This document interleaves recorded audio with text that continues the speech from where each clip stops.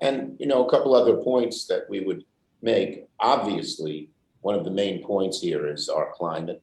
Everyone is worried. Everyone is worried about climate change. If we do nothing and just sit on our hands, the awful year we've had with COVID would be repeated worse and worse and worse 10, 12 years from now and on into the future. That means a lot for us. I think of my little grandson, Noah, 2 years old. What kind of, I've enjoyed the beauty of the globe. We would go hiking in the national parks every summer and saw the beauty of America. And will that be around if we do nothing? It may not. So it's sort of a win-win-win.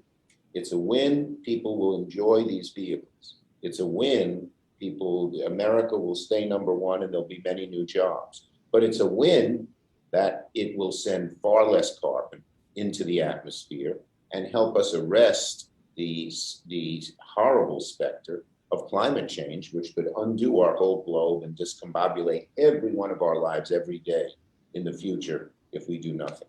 Yeah, climate change is not theoretical anymore. We're seeing it all around us, and this is just the beginning. But it's still not too late to head off the worst effects. So this is a huge part of that. And what's exciting is that this way of fighting climate change is also something that I think Americans are going to enjoy being part of. We're not talking about a sacrifice. Again, we're talking about some really compelling and exciting products made in America coming onto the market.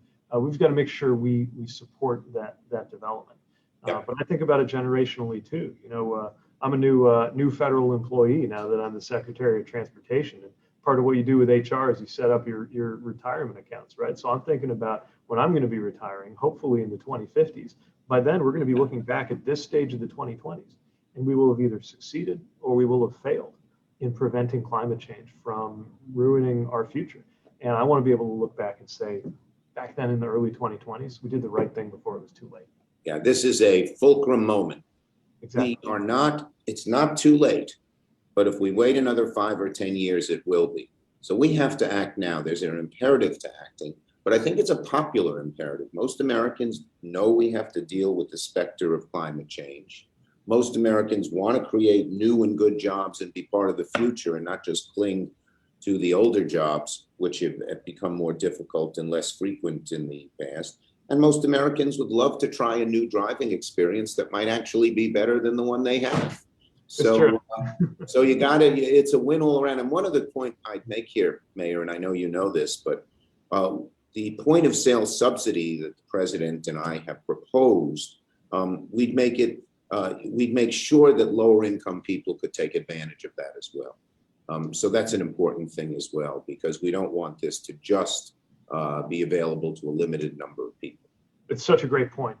Look, the electric car experience is a great one, but it cannot be a luxury.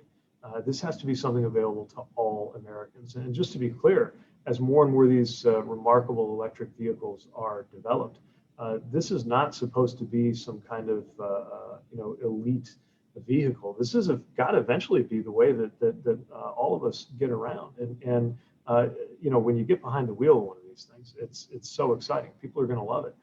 But that's got to be something that's affordable for everybody. And then it's a win-win, because if we can make sure somebody can afford to acquire an electric vehicle, we're also saving them the cost of filling up with gas for the rest of the time they own that vehicle. Well, it looks good. I am going to fight to make this happen. You are going to fight to make this happen. The president's going to fight to make this happen. And let's hope that maybe 6 months from now, a year from now, we say we've accomplished some major things and we're on the path that we all want to go on. I'm looking forward to celebrating that. Great. Thank you, Mayor, and thank you for doing the job, and thank you for transportation is such an important part of America. And I think all of us are glad and proud that you are at the helm. Well, thank you. I'm thrilled to be here. Thanks, everybody.